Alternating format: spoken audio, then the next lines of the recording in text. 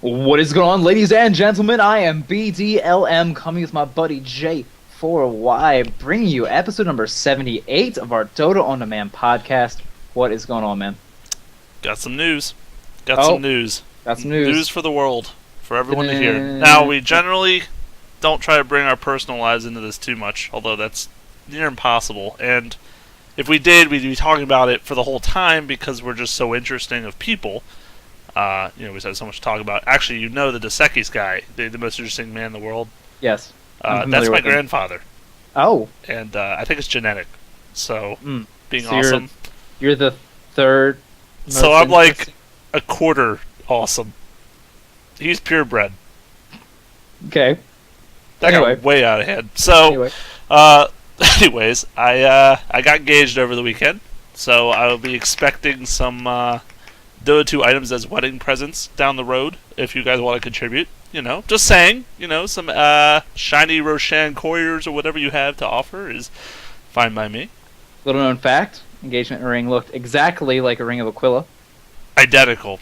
I actually crafted it with my own hands, so she was disappointed, needless to say. But well, yeah. I will also say that I've been working on getting you Dota 2 cosplay strippers. Ooh. So you'll have a Pudge stripper.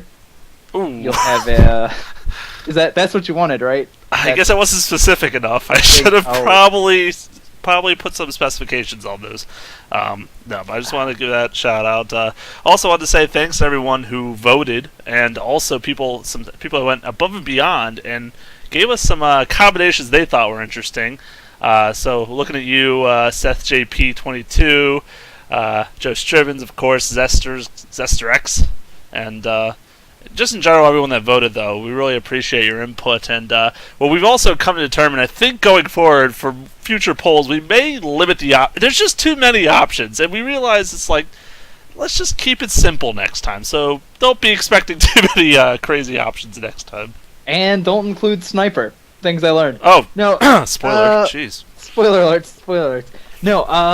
Yeah, and also for some of the interaction this week. Last week we did a episode that was pretty much centered around Sad Boys, this new up-and-coming, mostly North American team, and really our first episode of that type, just sort of really looking closely at a team and what makes them different and unique compared to other teams. And we got the suggestion to focus on Team DK, and actually, you look at what's going on potentially in the Asian scene, and that's definitely something we're going to have to do, Jay. Looking at a team in the East, if not DK, because there's just crazy stuff going on there. They have a transfer deadline going on, so teams have to be locked in by February 20th for their seasons, for their tournaments. So potential to see some people move around.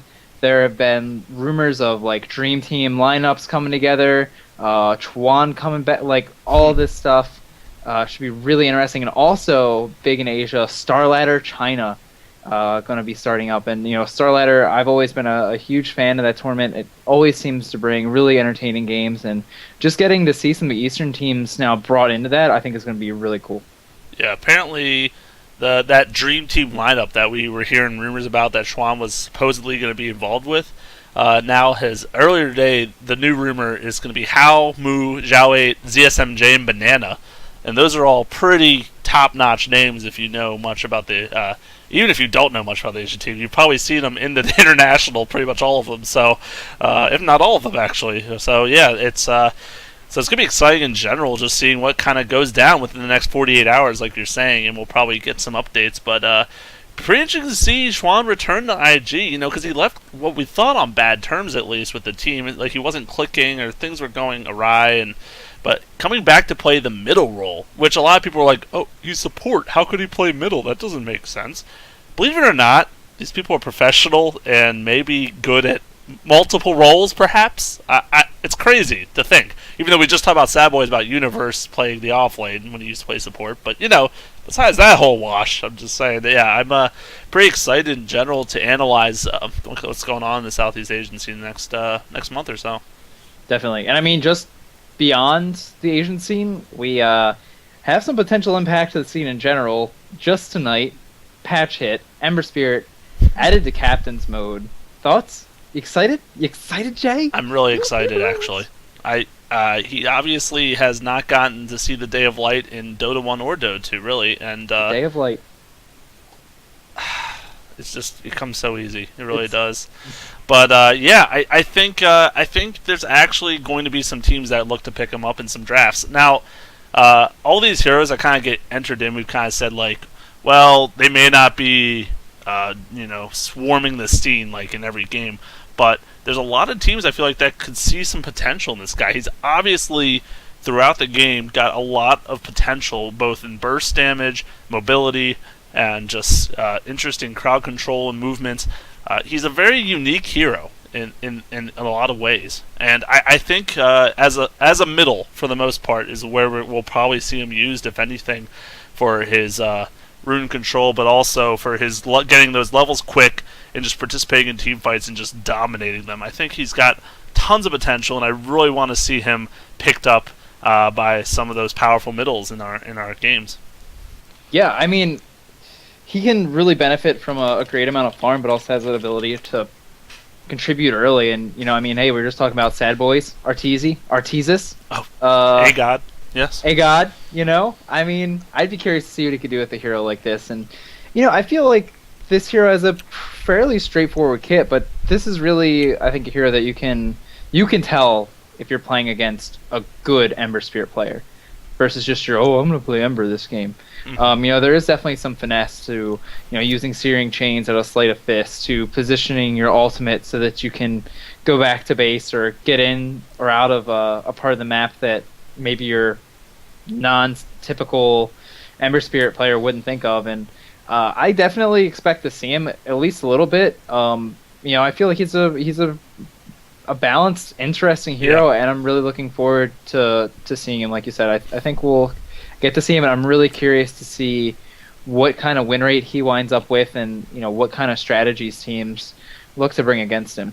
Yeah, I mean the good news is that I don't feel like he needs to be in a very specific lineup. I feel like he could bring to the table in a lot of ways what other middles, similar like AD middles, could bring as well.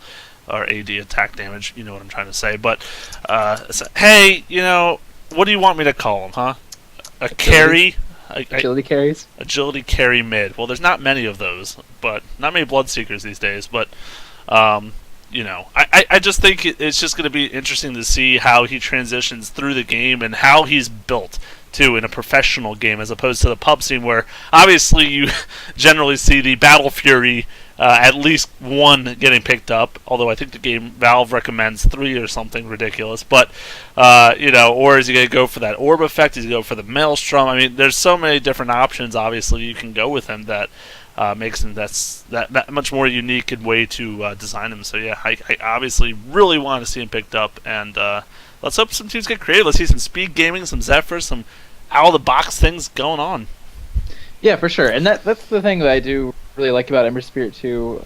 Like, there is no standard build, I feel like. There is no set build. I mean, people say, oh yeah, Desolator, really good all the time, blah, blah, blah, nice. But, you can see your options for boots. You could see the phase boots. You could see the arcane boots, depending on what you're trying to do. And that's what I really like to see, because, I've gotten to see some Magnus coming back, especially since the Blink Dagger change. You get to see some of these strength heroes, or some of these heroes that really are sort of strapped for the mana.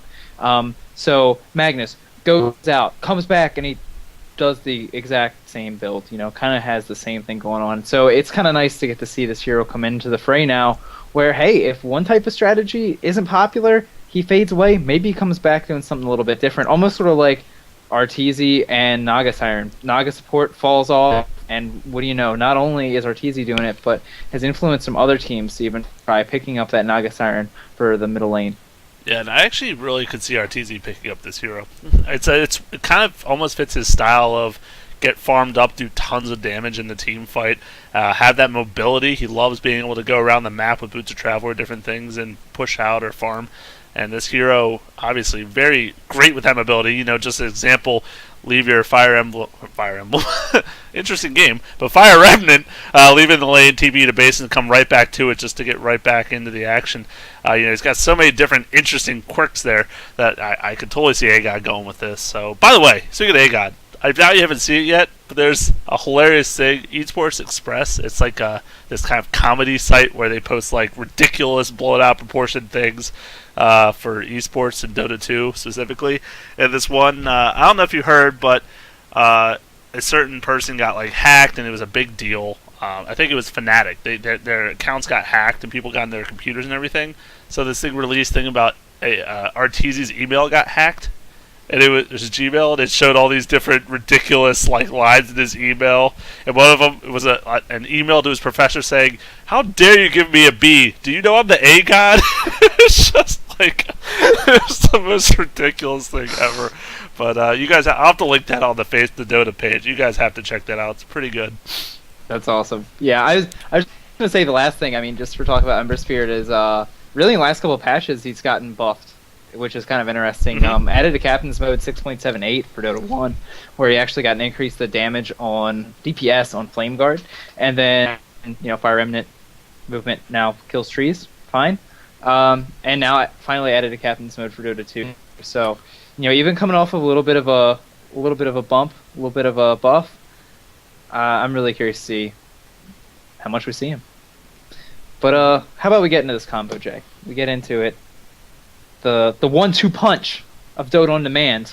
The lane, the dream, the winner, Ogre, Sniper. How excited on the scale from 1 to you get to play Ogre and Sniper are you on the... That's a weird scale because I'm not sure how it exactly increments, but I would have to say I'm interested. I'm interested to see how it goes. I mean, I have probably played a total of 2 or 3 Sniper games in my Dota career, and Ogre I've played a lot more of them though. And Ogre actually was one of my favorite heroes to play in Dota 1 back in the day because he just was so fun to get this multicast and watch people blow up. And now with the Ognim's buff, I'm going to call it. Change, but I think a buff, could even have that much more potential. Even as a support, you can still sometimes get that item picked up, but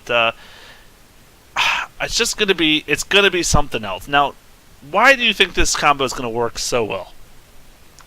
Well, I think when I was picking sort of the options for people to pick from, I sort of picked all these heroes that had sort of like funny 1-2 interactions, and Bloodlust Lone Druid is kind of like the go-to professional level combination. So Bloodlust Sniper, I mean, he's obviously a hero that needs mobility. The attack speed helps him get more headshot procs, and even that in the early parts of the game, I think are really going to help get him off to a great start. So, it's a lot of burst damage to come out from the Ogre potentially, and then the continuous damage from the Sniper. The thing that I also kind of like about this is these are 2 heroes that maybe you get to see Ogre a little bit more in the pub scene, but both of these heroes are kind of just like, most people I think just go, okay, yeah. You're probably average player might pick Sniper because they feel like it every once in a while, and then they either don't do well or they give up or they lose, and they're just like, no, they don't want to. And I feel like that really leaves you room to not appreciate the hero. Because, I mean, I've always, for liking Sniper, have liked Shrapnel and wanted to incorporate builds that use Shrapnel, but I think most of the time you see like the take aim and the headshot maxing first. And, I really like the idea, especially of playing a hero like Sniper, sort of like when you did Tusk, for a long period of games, because it's not that you get to pick the hero and then you say, oh, that kind of sucked, I'm going to not play him for a while, and then you come back to him later and do something very similar. This is like, that didn't work, let's try this. That worked, we'll try that, and then maybe add this in different, okay. And you actually get to figure out what might be an awkward hero at first can actually turn into. Yeah, I mean, obviously, Sniper has amazing potential down the line in the game. His late game, very hard carry, especially if he can get some farm going. Like you said, mobility, one of his top-notch issues. If he gets jumped on by someone like a Clock or a Tusk or someone in his melee range in his face, he's going to have a bad time. He needs to have that space created on his team. And Ogre, not the best space creator by far, but obviously good at locking down, slowing heroes, and giving you that time to do your damage, hopefully. So he does have some, I think, good ideas in that front. And like you said, the Bloodlust, I mean, that was kind of the bread and butter of the synergy. It was the why it went so well. Like you said, getting extra headshot procs kind of makes this a lot more fun. And they both have the burst. I mean, you throw Assassinate in there. Assassinate's a crazy chunk of burst damage when you hit 6. So, imagine a multicast plus Assassinate. That's probably going to be the equivalent of like a Lion ult right there. So, I mean, that's some good damage. And, I just have to see how it goes. Like I said, I haven't played Sniper in a while, and I know last sitting with him is, the equivalent of grating cheese. Okay, that one I didn't get. That one I didn't think through. You said it and didn't get it. So how does everyone else feel? You gotta think outside the box when you listen to someone like me. But no, it's very challenging. Grating cheese can be challenging. There you go. But yeah, it's essentially you've got to just time it perfectly because the attack point is so instantaneous almost that you have to be prepared to know exactly how much damage you hit for and time it just right. Yeah, and that's the thing too, right? His damage is so low that it can actually be really difficult. I will demand right now that you pull me tangos that I can start Wraith Band. Absolutely. Because you definitely I think need like a really good start because this is a hero that can get out of control, and being able to get some really damage is a big part of that. Now, the plan is we're going to play 5 games each as each hero, and so I know that, like I was saying earlier, I'm definitely going to be looking at how few points can I put into take aim.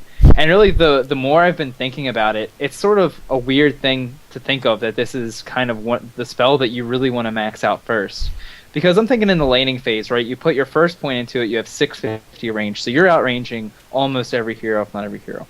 The second point, you can outrange towers, you can outrange everyone, great. So really, why do you need your third and fourth point? Especially really early on when you don't necessarily have to have the best positioning because 1, maybe 2 or 3 heroes are going to be coming at you max, and obviously they're not all going to be able to jump on you and focus on you all at once.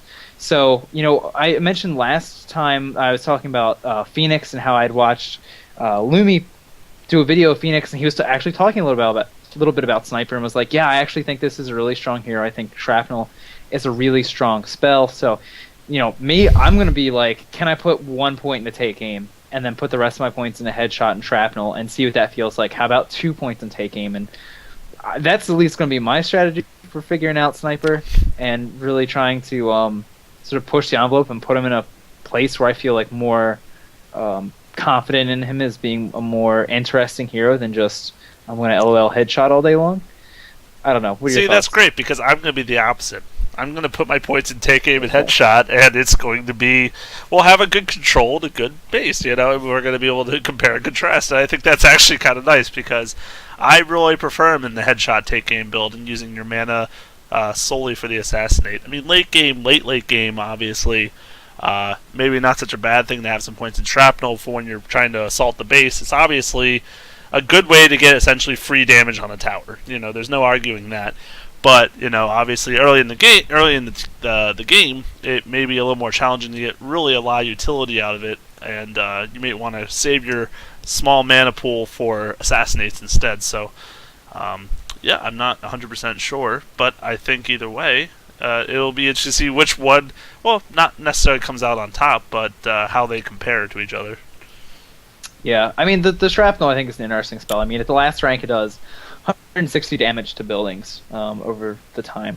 So, for me, it's like you could do like the really early Drow builds, right, which would put all the points into the aura, would put even points into silence afterwards, and then some would just like skip the frost shot like altogether. The frost arrows, just skip them, whatever. Just use it for the damage. We'll get the utility out of silence. We'll use the rest of the team to hold people in place. And you don't see that like at all anymore. And I almost kind of feel the same way about Shrapnel, where it's like I think you can say, oh yeah, well let's just skip it because it really only does the tower thing. It's nominal slow, whatever. But I'm almost wondering, like, what if you put the early points similar to Drow? If you go for like the really heavy frost arrows, that's something that's kind of difficult to deal with, especially if you're a melee hero early on in the game. I'm curious to see what prioritizing points into Shrapnel can provide to you, and I would like to be. I mean, I'm optimistic about it in the first place, but I would like it to be surprising to people that it is more useful than it's given credit for, because it really, I feel like, isn't. Well, the good news is when you're paired with a Nurgle Magi, he's got both a stun and a slow, so you really should have a decent amount of the duration. Obviously, not nearly the full amount, but you'll get at least probably half of it where they're in it from just the Ogre Magi's crowd control combination. So you'll get some of that DPS going for you. And like you said, if you want to push the towers, then you'll be getting the benefit out of that as well. And then eventually, when the Ogre Magi can afford the mana boots, you're in business for mana all around. So I guess that's kind of nice. But yeah, it is obviously of the four, it's the most interesting of his abilities because it damages towers. It's got some unique abilities to it. Take aim and headshot are some of the most boring abilities in the game. Take aim, obviously, probably the most boring ability in the game. You're not excited to be shooting. You know what? That's away? Not true. I think return might be. Well, at least return has a scaling component to it. Yep. This really just has nothing much at all except just flat. Here's some extra attack range, but yeah, I don't know. I like I said, I am kind of curious now. As far as I know, we're focusing a lot on sniper. That's because that's where a lot of the variations going to come into. Ogre Magi, you kind of play him almost the same way every time, to be honest. Especially as a support, the arcane boots. Now, you can do different things from there, for staffs or Yules or Aghanim's or whatever, but ultimately, you'll see those. But as far as the sniper builds are concerned, do you have in mind what you think you're going to try to do most of the time? For items or skills? Well, we talked about skills, and I know what you're going to be looking to max the shrapnel for the most part. So I like Maelstrom still in theory. I think that's still one of my favorites on him. I'm not 100% sure. I mean, I think Manta is really nice. I think you need to be able to get high movement speed. If you're really going to be under duress, then the drums are probably really nice, especially because it'll also give you the ability to, use your mana more often, have the drum charges to pop to try and increase the benefit to your team.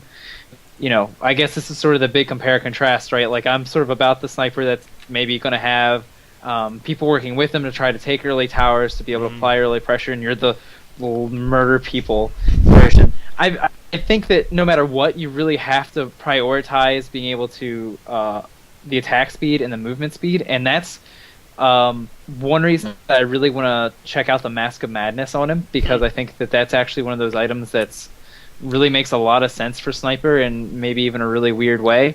And that's an item that really not many heroes can take advantage of. So I'm curious to see if that burst of attack speed, movement speed, and lifesteal is enough to help you be able to push faster and get kills and stay in the fights. Because I mean, if you're a sniper and people get on top of you, you're dead anyway. Like, if you're in the thick of things, then it's not going to work out. So the fact that you're taking amplified damage really, I feel like, is almost a non-issue.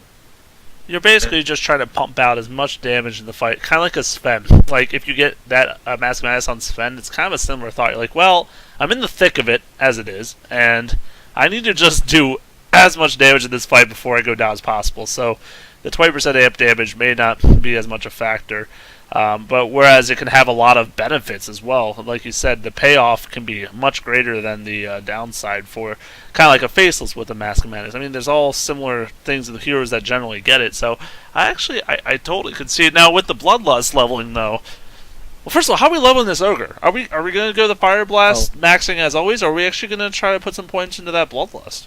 I mean, I think it's a good opportunity to, make the variation more interesting. I mean, if you're going the headshot range, then it might make more sense to go for the slow, the ignite with the Ogre Magi. Whereas, if I'm not taking as many points in the take aim, then I might want more points in the Bloodlust so that I can keep up with people, since I'm going to be moving more than I would be with take aim. So, I think the slow 26% out of the ignite, pretty close to what you'd be getting out of like a max shrapnel.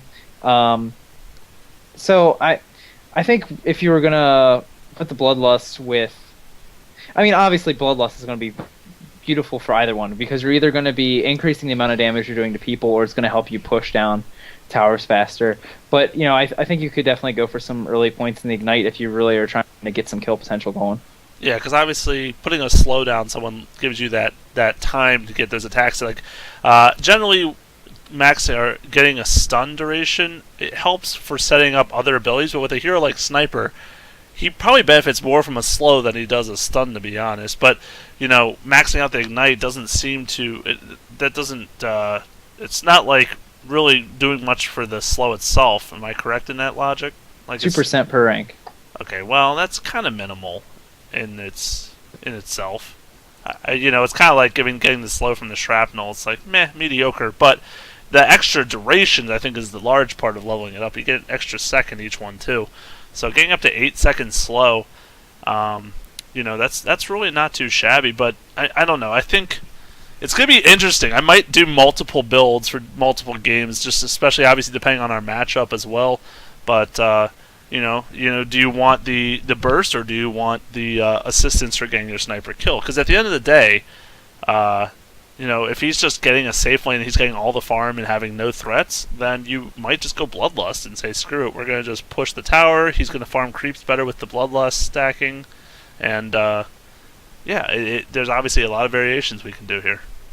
Yeah, and I think, too, Ogre is obviously a support that's not going to be able to, solo creep camps or try to get farm elsewhere. And I think when I go to build my Ogre, I'm gonna probably try to go for the Force Staff, for the Medallion of Courage, because those are, I think, great items that help balance out Sniper's shortcomings and help amplify his strengths. Because if you're able to decrease somebody's armor, you're helping him do more damage. You're opening up Roshan for your team, and Force Staff is gonna help keep your Sniper safe as well and give him that mobility. I mean, we were playing some games this week, and you played a Drow middle, and after having seen Arteezy, who apparently is just the star of this episode, play a Drow middle against a Clockwork, he went Force Staff.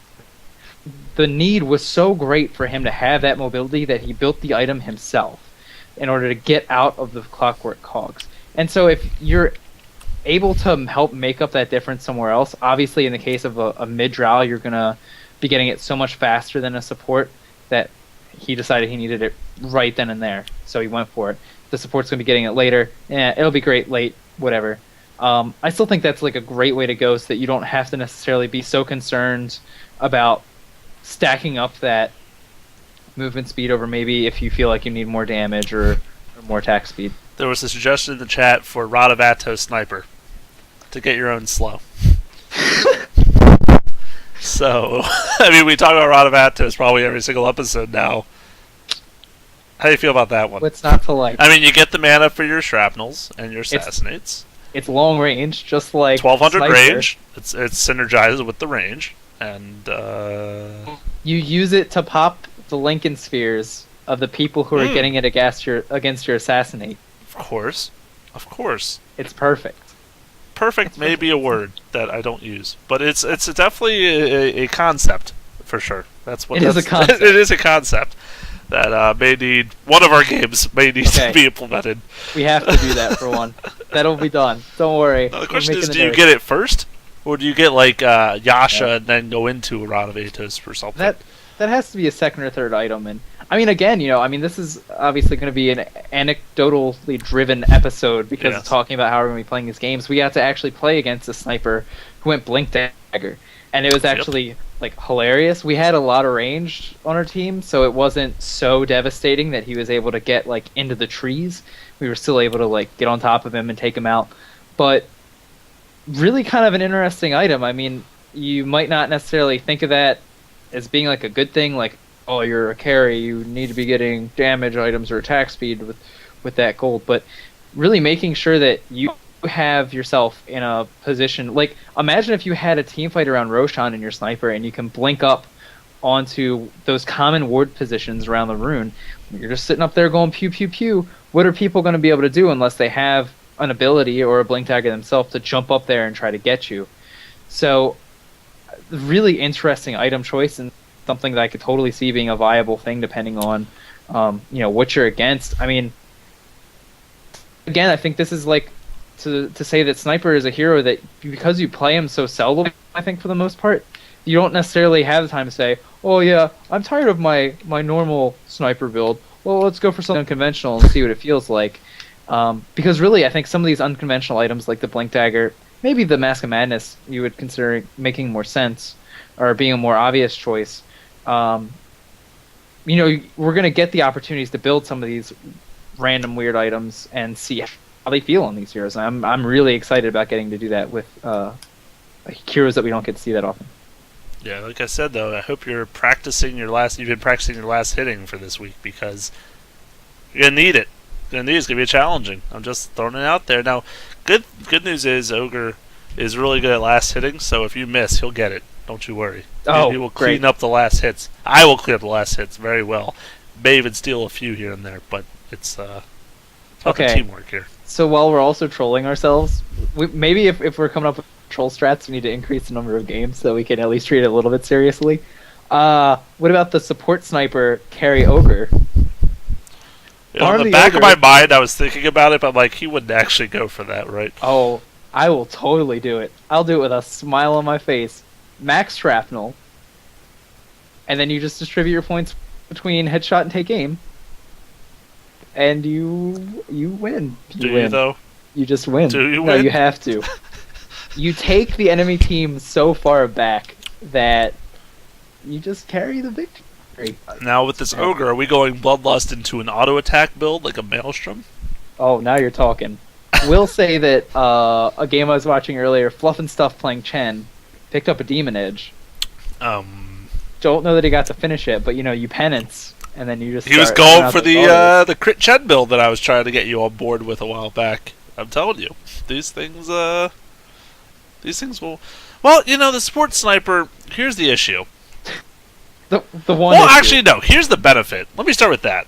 He's if you at least put a couple early points to take aim, he's a great harasser. I mean, long range, kind of free trading. You're not even trading. You're simply just getting hits on the enemy, and not really getting punished for it. Obviously, the issue is no real stun and mediocre slow, but he at least has a slow, better than some supports can say. Could stack the easy camp and farm it with Shrapnel. Could farm, and then when he hits 6, he's gonna roam like crazy, and oh yeah, he's gonna be just like in the river, just ulting mid and getting kills for his team. I mean, go that Yule's build to get the move speed and the setup for your team. I am so excited.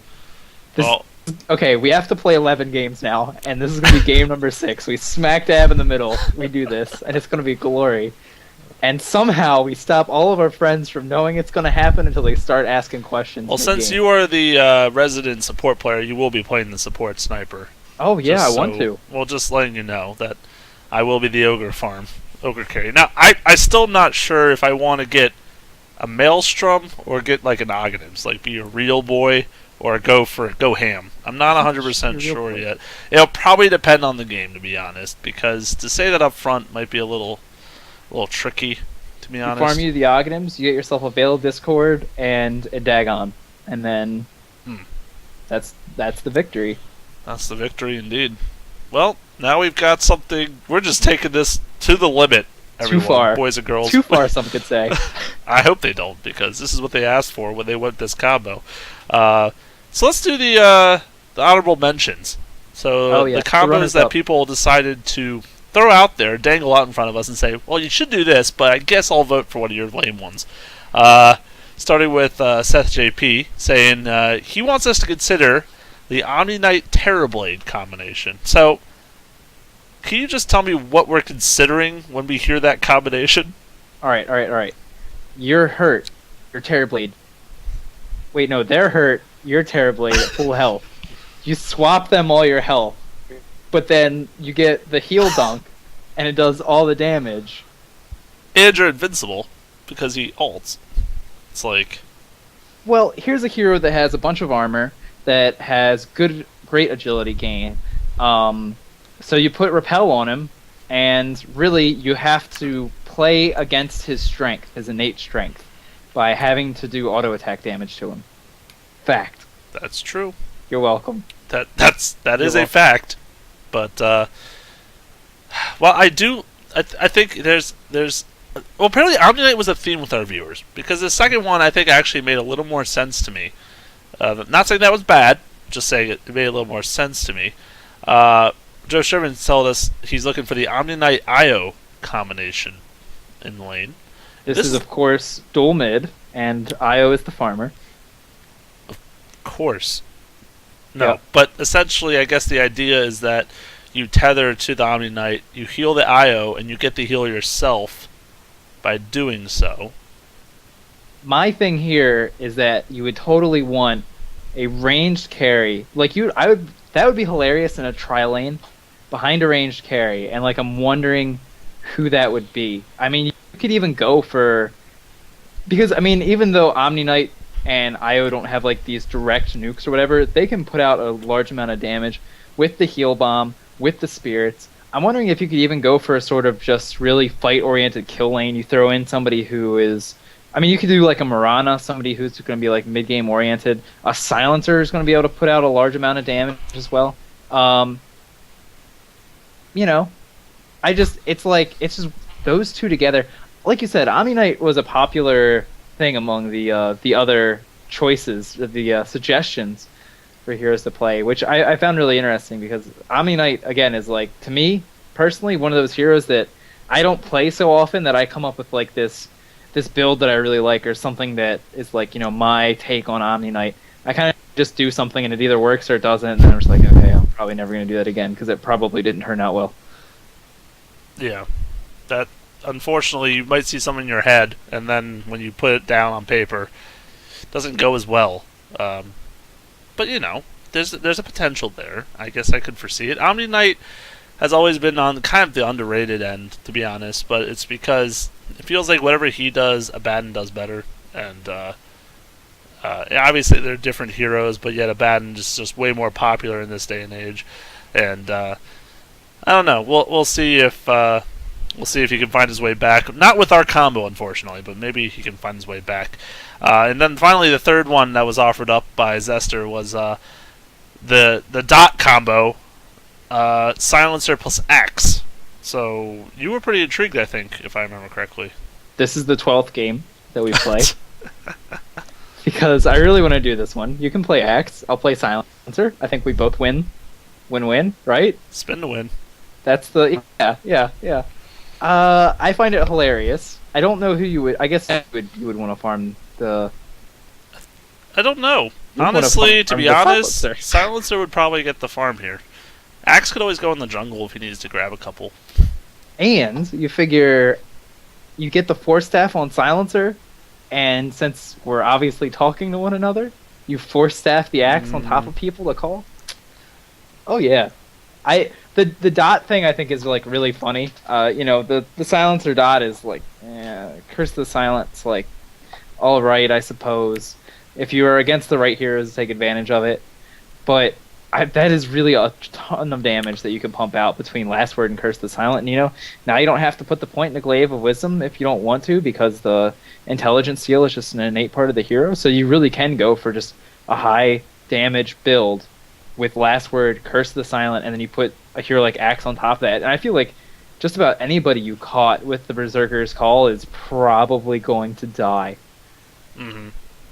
Yeah, I absolutely agree. I mean, Silencer puts out a surprising amount of damage, well, in the mid-game especially, and if you can steal some of that in, like you said, just beefs it up that much more. So, no, it definitely, and of course, Global Silence, you never go wrong with that ability on a team. So, yeah, it would definitely be intriguing, to say the least. But there's your runner-up, so unfortunately, none of them picked as our main choice, but, you know, you guys get the silver and bronze medals. Yes. As an Olympic reference. You're welcome for that topical remark. And again, we are going to be probably tweeting out, putting notices on Facebook to when we're going to be trying to play at least some of these games, and firing up the stream so you guys can watch along through our blunders of... Blunders? It's oh yeah, the magnificent, beautiful... Rod of amazing Atos is on plays. Sniper. Yeah. Yeah, there's this kind of also kind of leads into another thing. So obviously we're going to be running these on our teams with our friends, and they're going to get trolled as well. But we got asked by a viewer, actually Rocksmith Cody, asked us. Well, he likes to run a lot of 4 and 5 stacks, and he was just curious if we have any strategies that we like to implement. If there's any kind of things we like to do when we group up, because obviously when we play, it's generally with a 4 or 5 stack. We like to play with a bunch of our friends, so. I guess I'll let you go first. Do you have any kind of trends or thoughts you like to do when you're with your friends? Well, I will say that the times we've played Captain's Mode and I get to draft, I do tend to go towards the really, like, punchy lineups. Like, I like the Banes and the Lifestealer. Just heroes that are able to fight pretty often, low cooldowns that can sort of duck in and out of fights, but can also have that potential just, like, maul people's faces off if they have the ability to. Those drafts never seem to work out, I think, just because our stack of friends doesn't play the way that I just would love them to in my head. So we tend to go for the, like, you know, the harder carry in the safe lane, or a carry type hero in the mid lane. But the one thing that we'll like do every once in a while, which I've always really liked, is the sort of the minus armor strategy, or the strategy of running like a Crystal Maiden and a Shadow Fiend on the same team. Abusing that aura, really trying to take advantage of it by these heroes that have high damage spells, but, you know, limited by mana pool, like Shadow Fiend. So I really like, you know, the Vengeful Spirit and the Shadow Fiend together. Heck, put them with the Vengeful Spirit, and there you go. That's both your supports and Well, your we're mid going to right probably there. have to do some Bane Mirana, since our one friend is obsessed with Mirana at this point, too. Obviously, that combination can never go wrong well, it can, but it shouldn't go wrong for you. Unless you're against a Shadow Demon, then it can go wrong, actually. So make sure you ban out the Shadow Demon if you're looking to go Bane Mirana. But I actually was watching a stream. Draskell was playing Captain's Draft recently, and he decided to run... Hold on, I got to pull up my phone, because I wrote it down there. Well, I guess I typed it there. I didn't physically write it. You don't have a stylus. Do not have one, as it turns out, for my phone. But he decided to go. They were the Radiant, but they went the Lone Druid, Enigma, Nature's Prophet, Pugna, and Luna. So I know it might be hard to visualize this team because I said it pretty quickly, but it may not be so hard to visualize what they're trying to accomplish with this draft here. Very solid pushing early game potential with that draft. And they actually went and, even as Radiant, killed Roshan before the game was really started. So they had that advantage. And the enemy team decided to go 2-1-2 against them. So they went right from Roche to middle lane. Started wailing on it. Pushed it, tier 1 down. Death Prophet middle was just like, what do I do? Just sitting there chilling. Went and killed the tier 2 middle. Went and killed the tier 3 middle. And then they kept going. And then the enemy team by this point was like, oh, I guess we should go back. And they won the game in 5.5 minutes. Killed the throne. 5.5 minutes. Well. So, talk about strategies. If you're looking for a cheap win, that strategy, I guarantee, works even better on Dire, as Roshan is a little easier to sneak into and get accomplished. But the general idea, obviously, with the Roshan is you get the treants to help tank. The bear tanks a lot of it, and when he's taking too much, he comes back, a tree tanks, and then you salve him up, get him back in there, and then you can Enigma even idle on one of the treants, and that'll split him up to be wailing on it more. And then the Luna ranged aura to give that big base damage at level 1.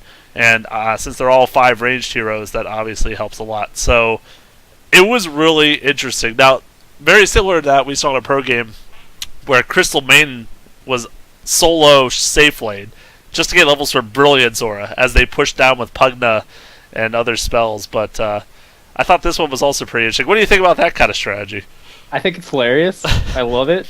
I see. I want Wraith King to be like used, man, because I'm thinking like, oh man, what if you had a Wraith King in there and you're providing the lifesteal aura and early game lifesteal not as good, unfortunately. Yeah, but I want it to be in my heart today. I also, while we're talking about combinations and fun pub stompy kind of stuff, Dendi actually set a record this past week for the most experience per minute in a game. Oh boy. It was over 1200 playing Meepo. for next league against Rock's Kiss, gets himself a Rampage, and the pub stompy combo in this, which I had never really considered, was the Ancient Apparition Meepo, because the Chilling Touch applies to all the Meepos, and you can go YouTube it, Dendi Meepo, Rampage. I'm sure you'll find it pretty easily. He just destroys heroes. Gets locked in with a Clockwork and just takes a second and a half to kill him.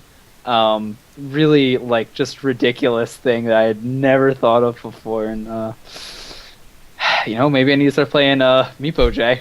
Because I know you like the AA. Bonk actually really likes the Meepo. And I'm totally going to pick AA to go with it the next time he does, because hilarious. Obviously we're going to have to wait for Bonk to play, because no one else of our friends are going to play Meepo, so you'll have to wait on that train for there. That's definitely a crazy combination thrown together. Never even thought that would apply, but it makes obviously perfect sense, So yeah, some interesting strats. So I'm definitely looking forward, man, to playing these Ogre Sniper games ready soon. Like you said, we're going to be streaming it to our channel, so stick around. Who knows? Maybe if they're even good enough, put them on the YouTube and just kind of throw them up there, For sure. And here's the question, Jay. What strategy would you like to run that you feel like you don't get to? Because mine, if I may, other than just the whole team setup, I really like the idea of playing Treant Protector, and Golblock is my hero for drafting him fairly regularly. And there are some games, man, where you get to see a Treant Protector able to influence the other lanes, help give the solo lanes an advantage, is able to get himself a little bit of farm, get up the Arcane Boots, get up a Blink Dagger, and then it's more than just the Living Armor. Now all of a sudden it's about Overgrowth and being able to get good ultimates off. I really like that, and I really wish that would work for us, but it never seems to. Mm-hmm. So what is your single tier disappointment that the strategy that you can never seem to run? As a team with our friends, push. We can't handle push. It's so that strategy I just said would never work with our group of friends unless we had you with a whip in your hand just yelling at everyone, do this, do that, we're going to do this, everyone barking out commands. I really not necessarily push to the degree that lineup was doing, but just in general being very aggressive, taking towers and objectives early, and then securing the map. We kind of get greedy, I think, a lot, especially our supports at times. And even everyone else, we see all this gold starting to pile up, and we may decide that, now I'm 500 off time, so I'm just going to go in the jungle and farm a little bit, or, I'm going to back off and get my Yule Scepter on my support because I can afford it. I can never afford items. And then you stop buying wards and smokes, and just it goes downhill, and then the other team seems to bounce back. So I feel like we always struggle with that kind of initiative. We're very good at sitting there and farming in our lanes and doing nothing till 40 minutes, but that is obviously the most boring way to play this game.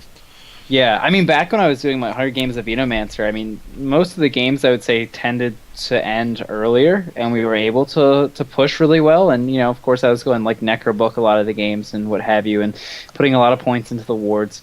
But yeah, I mean, we'd always just seem to we'll death ball, we'll take towers, and then we'll get to the base, and we'll be like, let's go see what items we can finish up. And when you think about it, you figure, okay, we're going to put ourselves in this great place at maybe the 20-25 minute mark, and then we're going to go spend 2 or 3 minutes trying to get to our next item or whatever.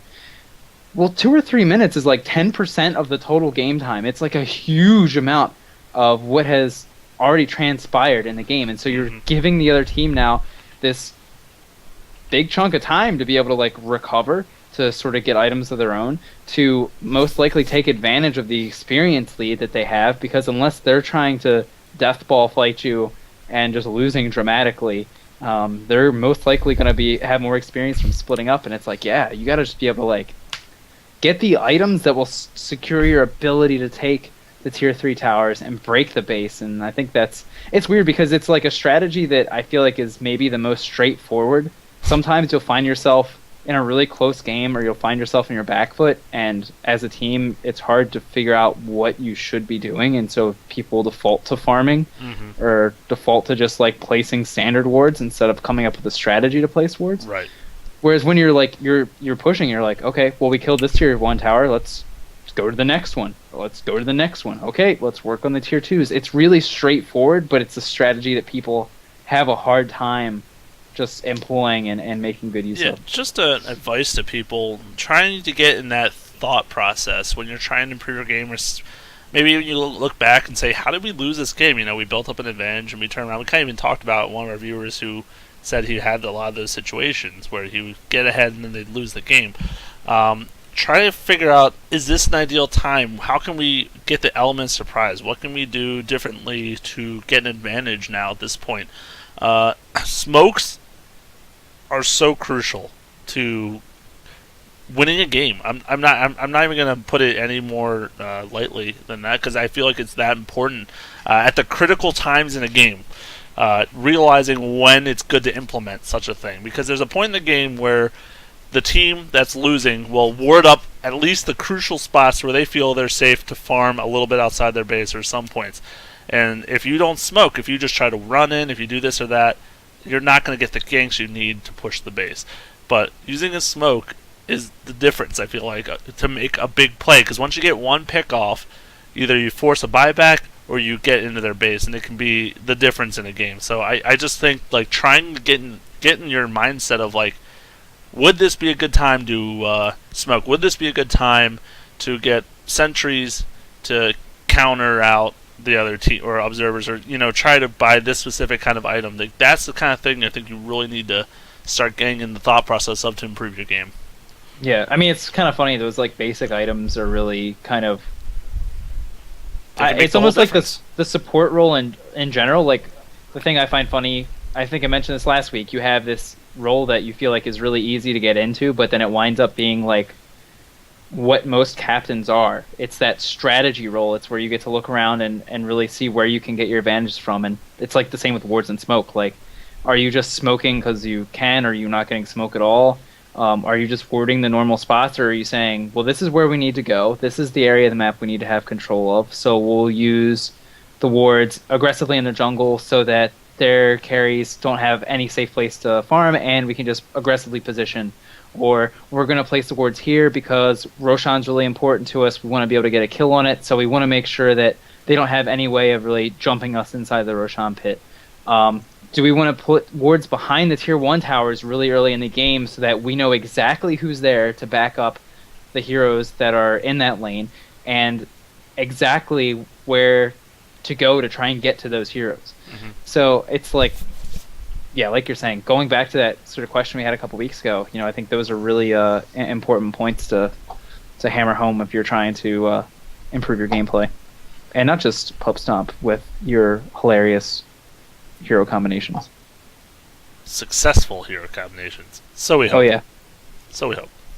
That's gonna be glorious. Where was the Broodmother Omni Knight combination? You know? That's a question right there. I'm glad that was not offered up, but that was a question. Broodmother with anyone makes usually no sense at all. You run the Spiderlings invisible on top of somebody and you drop the heal bomb. I mean, it makes perfect sense to me, Jay. Well, then you might as well go Tusk Omni Knight. Just roll into someone and then heal. Get Blink Dagger and Radiance on Omni Knight and chase people down. Clearly. I think this episode's starting to wind down, so you got any last things before we wrap it up? No. I think that's it. I mean, I'm really excited about this, and like I said, we'll keep you guys posted. Facebook.com/Dota on Demand.